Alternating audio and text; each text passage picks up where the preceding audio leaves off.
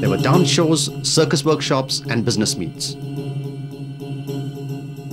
The people behind the scene were the Australians who were here in India with a bandwagon full of the best that their country has to offer. The centre stage was New Delhi, and it was time for a reintroduction to India through a wide range of activities to bring their country to the doorsteps of India, the most important emerging market in the northern half of the globe. But the main theme underlining the $6 million Australian dollar extravaganza was to expand business opportunities for their industries in India. The Australian Deputy Prime Minister made it a point to be here when New Horizons were opening exciting opportunities. It's part of New Horizons to boost our trade, investment, tourism, and to do so comprehensively in one of the largest coordinated promotions Australia has had. It's something which is bipartisan, and we are here to engage with India, the economic opening up of India, and I believe it will lead to a doubling of our exports in a short period of time. The Indian Finance Minister, Mr. P. Chidambaram, too shared the platform and gave his vision of India as a crucial hub in global trade. Every day brings more change. Every day brings more reform. Every day we reaffirm our commitment to become an open, deregulated and competitive economy. Every day we welcome a foreign visitor, or a foreign investment, or a foreign company. We also encourage an Indian company to go abroad. All this must lead to India winning her rightful place. A close look at the statistics gives the trend of the growing economic cooperation between Australia and India. Bilateral trade, which was 928 million Australian dollars in 1990-91, has crossed 1.7 billion Australian dollars by 1995-96. Compared to India's exports to Australia in 1995-96, which registered an increase of just 4.7% over the previous year to 557 million Australian dollars, Australian exports jumped up by 20.7% in the same period to 1.1 billion Australian dollars. But the economic ties are set to grow in more ways than one. As compared to a total 78 joint ventures in the period between 1981 and 1991, the number of joint ventures have gone up to 159 by the end of December 1995. The total value of Australian investment during the period of 1991 August to March 1996 has already crossed 20.1 billion Australian dollars. I see a great deal of synchronised energy, which will see some joint approaches, but more particularly we'll see the development of the Indian Ocean Rim organisation and Australian and Indian involvement in that regard. It's been something which has been building. It's high time that Australia looked west to the Indian Ocean Rim on top of all our other activities.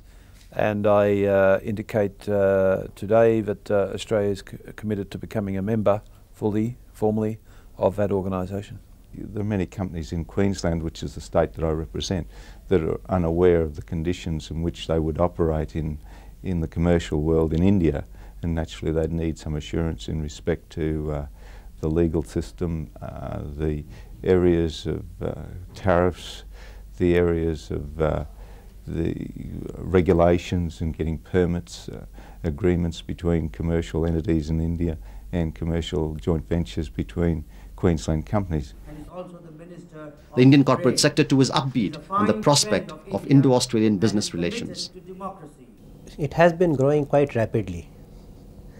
It has doubled in 3 years and we expect it to double in another 2 years. There are some areas which still offer very promising prospects. For example, textiles. Now in Australia's import of textiles from India only constitutes 2, or if I am not mistaken, 2 to 3% of their total import of textiles. So that's one area where Australia does offer a market for Indian products. It's also a non-quota country. So it's just that the Indians have not looked at Australia as a major market because they've always looked westwards. Many Australian transnationals are taking a fresh look at India Incorporated, and some of them have already firmed up their strategies for doing business with India. The major thing we have to recognize is that Australia has a tremendous amount of technological base in particular industries. One which comes immediately to my mind is the mining industry. And Australia has a huge resource base in mining, whether it be coal, whether it be other minerals, alumina, copper. And that is one technology which India needs desperately, and I think the government of India also recognizes, because they have brought in a new mining policy. Power generation, food processing, construction, oil and gas, telecommunications, and especially banking and mining are the areas which are expected to see a number of Australian investments in the future. Our corporate strategy for India to say this is our second most important market outside our home markets of Australia and New Zealand. Let's call that Australasia. Then India is our second biggest home market. To fully service that market in the niche that we seek to play in requires us to offer a more complete range of financial services. To do that properly, you've then got to expand into the retail consumer banking products. And the rules today permit that to take place. So we're very pleased with the speed of deregulation. Talking from a mining perspective, I think all our geologists think that India is extremely prospective and underexplored. So there's no doubt in anyone's mind about the potential in that sense. But we're interested in a broad range of metals and minerals. And so, as well as setting up exploration, we've also set up, we're looking at coal specifically and some iron ore opportunities. And so I don't think there's exaggeration at the potential as long as you can get the right arrangement in place. Except for 5 minutes after a certain cricket match in Chandigarh, I've been extremely happy throughout the whole of my visit to India. And in the broad, yes, happy with the whole cooperative approach and the various broad policy settings of the Indian government. Observers believe that by joining hands, both India and Australia, the two crucial economies in their respective hemispheres, can mutually benefit and open new horizons. Together they can sail through the turbulent times and perhaps dance their way into the 21st century.